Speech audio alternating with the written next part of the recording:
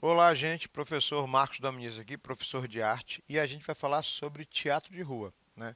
Para alguns de vocês talvez não saibam, eu sou professor de teatro, sou diretor teatral e sou produtor cultural também. Então, teatro de rua é uma das minhas paixões, apesar de não ser uma das minhas especialidades. Eu amo teatro de rua, inclusive já montei alguns espetáculos, como eu disse, apesar de não ser exatamente a minha área. É um trabalho maravilhoso e apaixonante.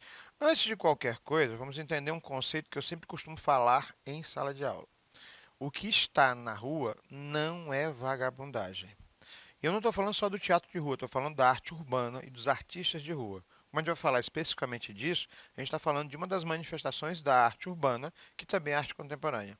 É interessante, quando eu ouço alguns alunos dizendo o seguinte: ah, porque eu viajei para tal cidade, tinha um trabalho de espetáculo maravilhoso na rua.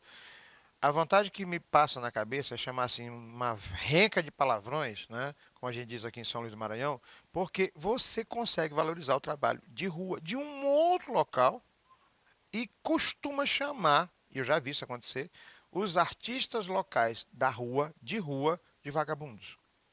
É interessante esse conceito de uma subvalorização do trabalho local. O artista de rua é um artista, o trabalho de rua tem um outro conceito, mas é arte sim, mesmo que você considere a rua, e aí é um processo histórico, institucional, que você tem que desconstruir como algo que pareça vagabundagem. A gente está falando, por exemplo, que acontecia no Renascimento.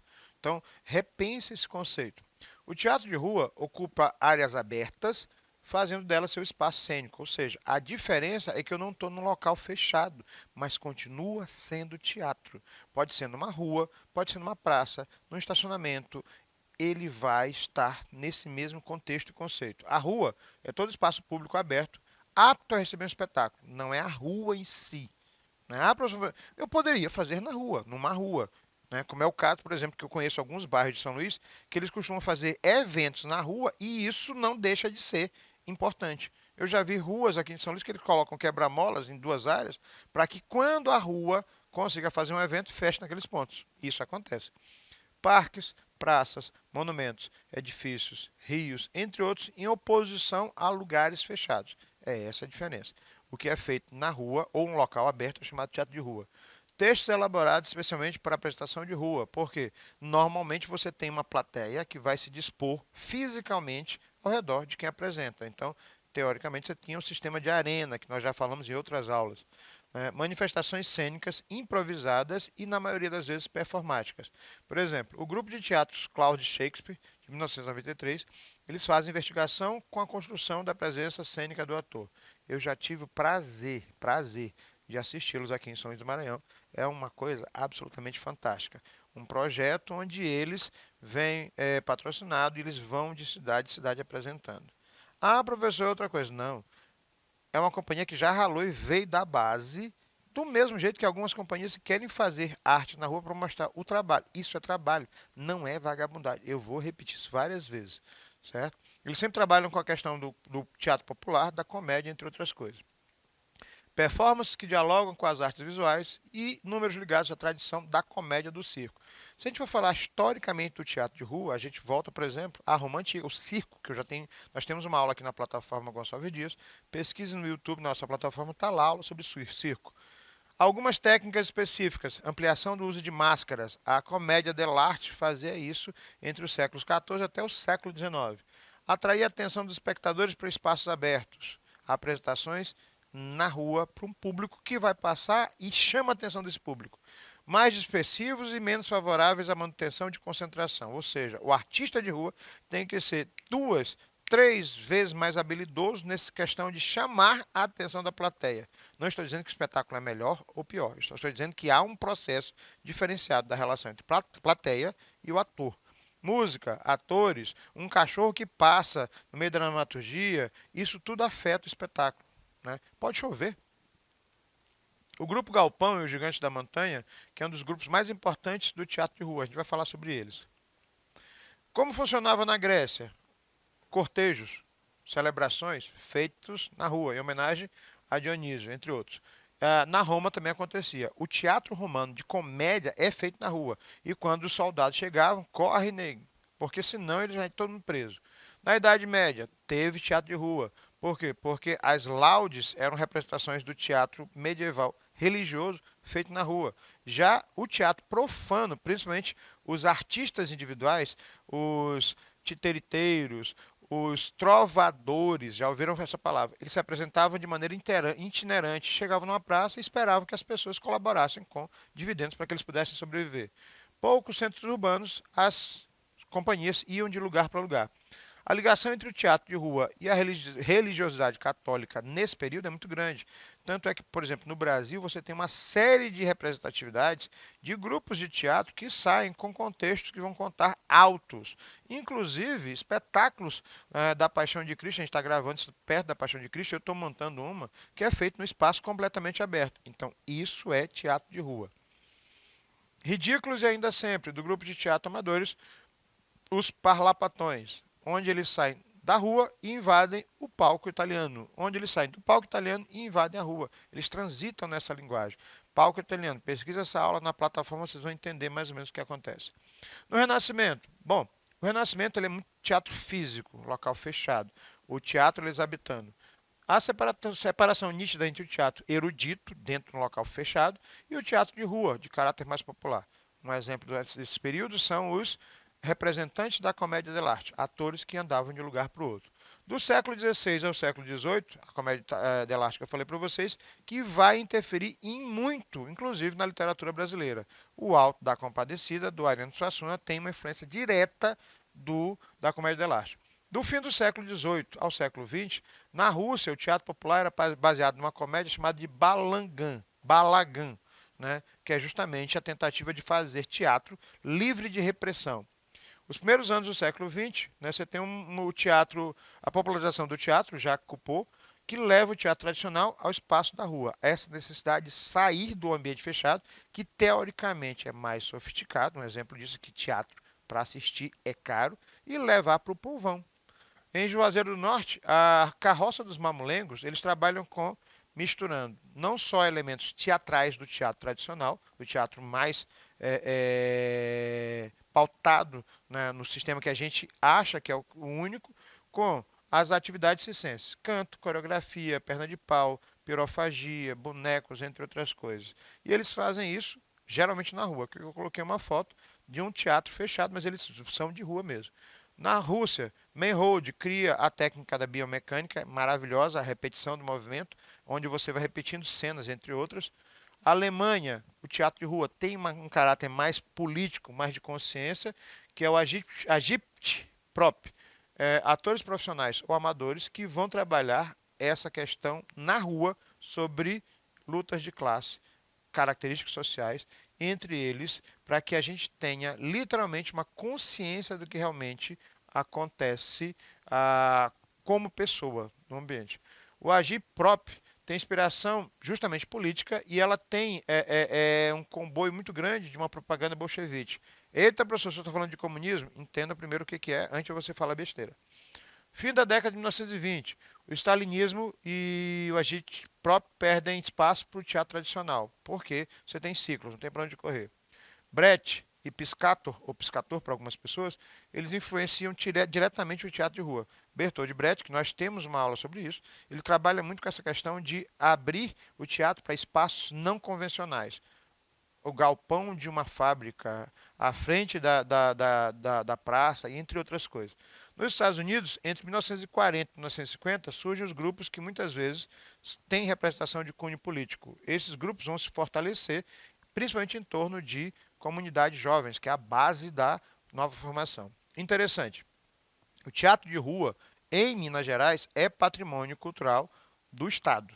Então, ele transformou-se através de uma lei, né, em 2014 e toda a produção, para você ter uma noção do nível que a gente tem, toda a produção teatral de rua mineira é patrimônio cultural imaterial.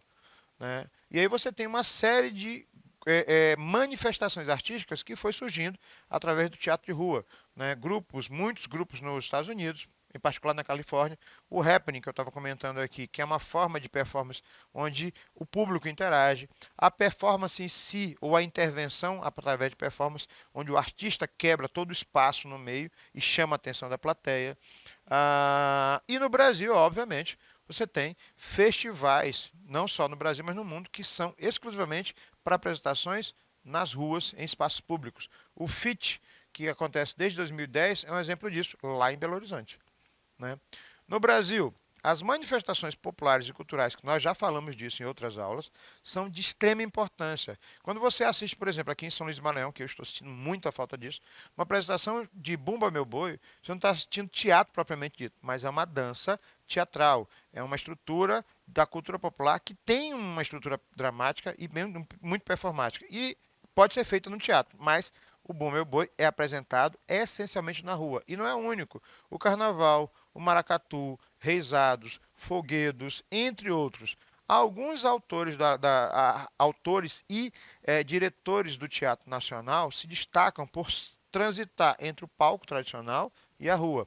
O Augusto Boal, Oduvaldo Viana Filho, né, o Vianinha, e o Teatro do Oprimido, que é o conceito do Boal, onde ele diz o seguinte: não confunda a reação do oprimido com a reação, a violência do opressor. E ele joga esse teatro na rua para que você pense: eu estou sendo oprimido, eu estou sendo martirizado, o sistema capitalista, né, não permite que eu respire, eu consigo criar alguma coisa? São vários questionamentos bem interessantes.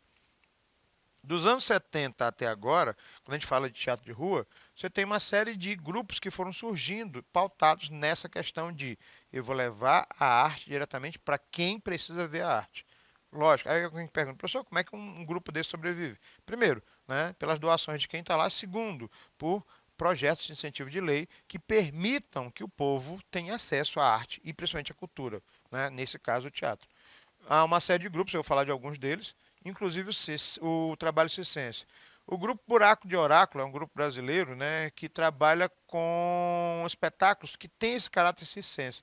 Um deles até diz o seguinte: estar na rua, numa roda, significa que o lugar que a pessoa passa a fazer parte da minha própria dramaturgia, que é o caso do Júnior Santos, que é responsável pelo grupo. Então, na hora que o ator está lá, ele tem que ser muito habilidoso para interagir com o que vai estar à disposição. Considerações. Acaba não sendo vista de forma correta, que abrange toda a sua grandeza. Há um preconceito gigantesco com os artistas de rua. Aquilo que eu falei para vocês desde o início da aula. Um artista de rua não é vagabundo. Ele só tem um outro suporte, uma outra estrutura de preparação. O problema é como você enxerga. Essa descentralização do teatro, no caso, levar mais distintas pessoas e lugares, é que faz com que ele se torne mais humanizado. Não que o teatro convencional não seja, mas se a gente levar em consideração, por exemplo, grandes espetáculos, difícil o povão assistir, porque o ingresso, inclusive, é caro. E tem que ser para poder sustentar aquela estrutura toda. Então a gente tem que pesar essa situação. Né? O ator entra em contato direto com o público, ele transforma-se numa coisa só, porque a reação é completamente inusitada. O espetáculo recebe interferência e entra na vida das pessoas, porque você está passando, você acaba parando para chamar a atenção e assiste. Né? Ou vai justamente para aquele local porque quer assistir. O ambiente rápido na resposta, principalmente no olhar crítico, certo? E a rua manda o popular. O erudito se afasta e o espaço e o local, o tempo se tornam presentes na obra. Tribo de atuadores Oi Nós Aqui Travês, de 1977. Eram jovens artistas descontentes com o teatro que se fazia fechado em Porto Alegre naquele período. Coletivo de ideias, influência das vanguardas, um trabalho muito revolucionário, uma criação entre relação corpo, plateia, ator, entre outras coisas. E ele lembra muito a linguagem do Teatro Pânico. Teatro Pânico, temos uma aula sobre isso na plataforma. Corre lá para a gente assistir. O que motiva um artista a fazer teatro de rua? Eis a pergunta. Tentativa de levar o teatro às pessoas que não têm acesso ao fazer convencional. Vou repetir novamente. Não existe um teatro melhor nem o pior. Existem diferenças. O teatro convencional, dentro de um local fechado, que pode ter várias características, que também pode ser mais popular, mas o teatro de rua, literalmente, ele é feito da maneira mais popular possível, o acesso mais fácil. Forma de teatro político. Ao fazer teatro na rua, descobri uma possibilidade nova de plateia que eu não conhecia. a plateia heterogênea. Para quem não entendeu, eu posso marcar um espetáculo, colocar um ingresso lá em cima e eu vou literalmente filtrar a minha plateia. Só vai gente que tenha dinheiro para pagar. Na rua, não. Na rua é completamente diferente. Qualquer pessoa, inclusive a pessoa que está morando na rua, pode assistir. Ou seja, eu crio ao mesmo tempo uma plateia heterogênea, como diz o Amin Haddad, mas também crio uma plateia que ela é literalmente democrática. Eu estou dando acesso à minha arte, né, como trabalho, a todo mundo. Público, pessoas das mais diversas faixas etárias, classes sociais e mentalidades. Não tem como você selecionar. Pode ser crianças, adultos, idosos, é muito diversificado. O teatro de rua tem que ser criado de forma que trabalhe com a sua variedade de público. O grupo Parlendas tem a preocupação em uma história oral e cria esse estranhamento. Né? Onde acontece? Os locais são dotados de significados. A cidade em si pode criar. A gente mora em São Luís do Maranhão. São Luís tem uma área histórica que é patrimônio cultural da humanidade. Uma coisa é eu fazer, por exemplo, um espetáculo numa praça mais esteticamente contemporânea. Agora, imagine eu fazer um espetáculo utilizando o próprio centro histórico de São Luís como cenário. Uma outra realidade. Os espaços têm que ser repensados em função disso. Né? Normalmente é um menosprezo. As pessoas sem vivência desse consumo de teatro costumam dizer, né, que o palco italiano, aquele palco convencional, é teatro e o teatro de rua não é. Então vamos repensar a situação. Há uma visão deturpada de que os artistas de rua são vagabundos e fazem agitação social. E eles podem até fazer também, é um direito que cabe, porque o teatro permite isso. Mas quando você centraliza e pensa só num ponto, aí o problema não é de quem faz essa estrutura de teatro, e sim de como você está vendo. Assim, com o grupo Bando de La Troupe traz influência do teatro popular e de arte circense. Né? O Clau, o palhaço, uma referência muito grande do teatro de rua, já que o circo também é itinerante e muitas vezes era feito na rua. Vento Forte, falar de alguns grupos aqui para a gente ter uma noção. Foi um grupo criado em 1974 e ele tem esse nome em função de uma crítica de um jornal, né, para um jornal da peça Vento Forte no Teatro para Crianças do Brasil. Por quê? Será que a gente faz teatro para criança? Esse teatro é pautado em produções cinematográficas de histórias americanas. Por que a gente não traz uma contação mais brasileira, mais popular? Então eles questionam isso. Em 1974, Lendas e Mitos dos Povos do Continente. Vamos falar para crianças da nossa realidade, não da realidade de outros povos que são literalmente cinematográficas. Fica a dica aí. O Vento Forte, eles tratam com uma coisa bem interessante. Eles usam qualquer tipo de recurso cênico. Papéis, latas, panos, bonecos e principalmente criar e transformar essa estrutura toda em elemento para uma contação de história na forma de espetáculos. O objetivo é justamente esse. O grupo está na rua, ele é dirigido pelo Amir Haddad e os espetáculos parecem improvisados, feitos na hora, né, de simplicidade, quando na verdade é um trabalho que é feito para improvisação na hora com o público. Olha que sacada maravilhosa. Desde 1980, eles trabalham com centros, praças de periferia e bairros de periferia. O objetivo é abarcar principalmente essa plateia que literalmente está ali na marginalidade, sem acesso à arte em particular. O apresentador anuncia ao público, geralmente é um apresentador, como se fosse um mestre picador de um circo, só que na rua, e as atrações internacionais com atores de habilidades banais, gritar, correr, rodopiar, ele brinca muito com essa situação. Aqui foi interessante, eu peguei essa foto na internet, achei maravilhosa. Enquanto eles faziam o ensaio do Alto Natal na Cinelândia, um morador de rua acabou participando da cena. Chegou lá e montou a cena como se fosse, né, para você ver como é que o teatro de rua tem essa capacidade. O grupo Lume de teatro, não dá para falar de teatro de rua sem falar do Lume também. Não é o foco deles, mas também é o foco deles. Trabalham nessas duas situações.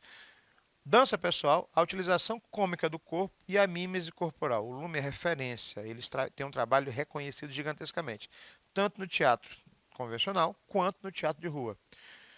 Se o corpo não é tão somente o corpo, mas o corpo em vida, então ele é o canal por meio do qual o ator entra em contato com os aspectos distintos de seu ser gravado em sua memória. O corpo, no caso do Lume, que brinca com música, entre outras coisas, ele é a ferramenta mais importante, é ele que fala. E aí a gente vai finalizar com algumas frases extremamente importantes para você entender o conceito do teatro de rua. Ninguém é melhor do que ninguém. Se um bêbado ou um mendigo vier, vai entrar na minha peça. A ética é a própria da rua e me impede de agir como uma figura iluminada que é superior aos outros porque faz arte. Diz a Natália Silfe. Descobriu-se também que é um ato político tirar o espetáculo teatral de um público seleto, detentor do capital, estabelecido academicamente para trazer de volta ao povo esse espetáculo que, na verdade, sempre foi dele, diz o Júnior Santo. E aí ele complementa. Nós nos descobrimos, enquanto dramaturgos, a partir do momento em que nos libertamos da regra, da escrita que nos limitava. A nossa dramaturgia não é apenas o texto, é o todo. Estar na rua, numa roda, significa que o lugar passa a fazer parte da minha dramaturgia. Júnior Santos. Professor Marco Dominici aqui. Um abraço. Fui.